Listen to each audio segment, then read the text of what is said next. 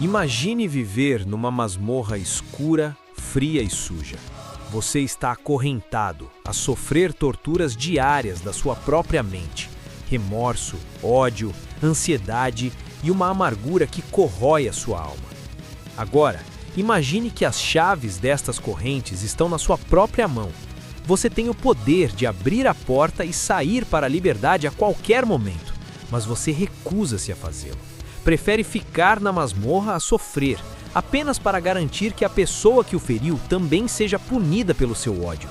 Parece loucura, não é? Mas esta é a fotografia espiritual exata da vida de milhares de cristãos hoje, que decidiram não perdoar. Bem-vindo a mais um episódio da nossa série Dias de Glória.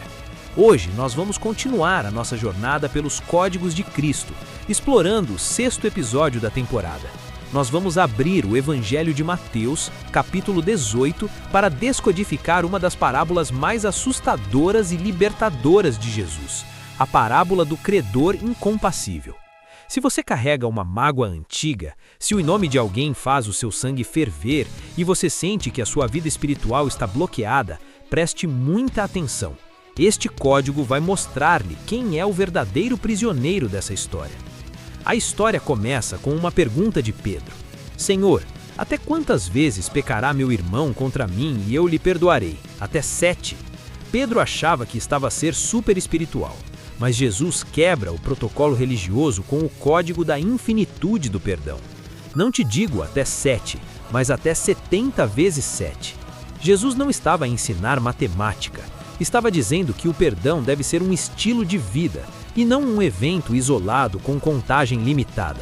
Para explicar este código, Jesus conta a história de um rei que decidiu fazer contas com os seus servos. Trouxeram-lhe um servo que lhe devia 10.000 talentos. Tiago, 10.000 talentos era uma dívida impagável, corresponderia a milhões e milhões de dólares hoje. Era uma dívida de uma vida inteira de trabalho.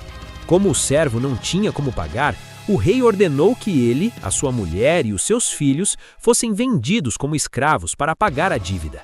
Desesperado, o servo prostrou-se diante do rei e implorou: Senhor, sê paciente comigo e pagar-te-ei tudo. E aqui está o primeiro código, a graça incalculável.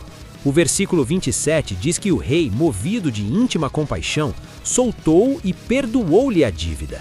O rei não parcelou a dívida, ele cancelou-a. Ele destruiu a promissória. Aquele servo saiu da presença do rei completamente livre e limpo. Esta é a imagem do que Deus fez por si na cruz de Jesus Cristo.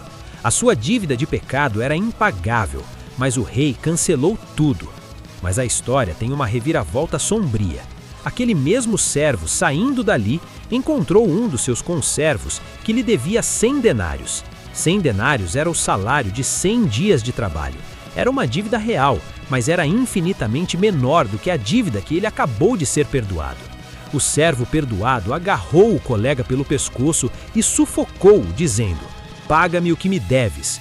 O colega prostrou-se e implorou exatamente as mesmas palavras que o primeiro servo usou: Sê paciente comigo e pagar-te-ei tudo. Mas o texto diz no versículo 30, ele, porém, não quis. Antes foi encerrá-lo na prisão até que pagasse a dívida. Atenção! Se você quer entender por que a sua vida espiritual está bloqueada e aprender a blindar a sua mente contra o ódio e a ansiedade todas as semanas com a palavra de Deus, inscreva-se neste canal agora mesmo. Não deixe que o orgulho o mantenha na prisão emocional e espiritual. Inscreva-se e vamos voltar ao código. Quando os outros servos viram aquilo, ficaram tristes e foram contar ao rei. O rei chamou o servo incompassível e deu-lhe uma sentença que deveria fazer o seu coração tremer hoje. Servo mau, perdoei-te toda aquela dívida porque me suplicaste. Não devias tu também ter compaixão do teu conservo como eu tive compaixão de ti? E a Bíblia diz no versículo 34, e indignado, o seu senhor o entregou aos torturadores até que pagasse tudo o que lhe devia. Jesus encerra o código com o alerta máximo. Assim vos fará também meu Pai Celestial, se do coração não perdoardes cada um a seu irmão as suas ofensas. Aqui está o segundo código da prisão. Quem não perdoa na horizontal ao seu irmão, perde o benefício do perdão na vertical, de Deus, e é entregue aos torturadores. Quem são os torturadores na sua vida hoje? Muitas vezes a sua insônia crônica, a sua ansiedade paralisante, a amargura que lhe rouba o prazer de viver e até algumas doenças físicas são torturadores que Deus permitiu que entrassem na sua masmorra para te acordar. O Senhor está dizendo: enquanto você segurar essa mágoa, enquanto você sufocar o seu irmão por uma dívida de 100 denários, eu vou te entregar ao remorso e à falta de paz. O perdão não é um sentimento. O perdão é uma decisão. Você não perdoa porque sente que deve. Você perdoa porque você precisa de ser livre. Perdoar não é concordar com o erro. Não é dizer que a pessoa lhe fez foi certo. Não é reatar a amizade imediatamente. Perdoar é simplesmente olhar para a promissória espiritual que você tem na mão, onde está escrito o que a pessoa lhe deve, e dizer: eu cancelo esta dívida, eu não cobro mais. O rei cancelou a minha dívida de milhões. Quem sou eu para cobrar essa dívida de 100 dinheiros? Quando você perdoa, o prisioneiro mais importante que sai da masmorra é você mesmo. Solte o pescoço dessa pessoa. Deixe-a ir. Peça a Deus para curar a ferida. Cancelar a dívida é o único caminho para tirar a autoridade dos torturadores na sua mente. Não espere pelo julgamento final para descobrir que você ficou de fora da festa porque se recusou a perdoar. Solte a chave que está na sua mão. Abra a porta da sua masmorra emocional e espiritual hoje mesmo.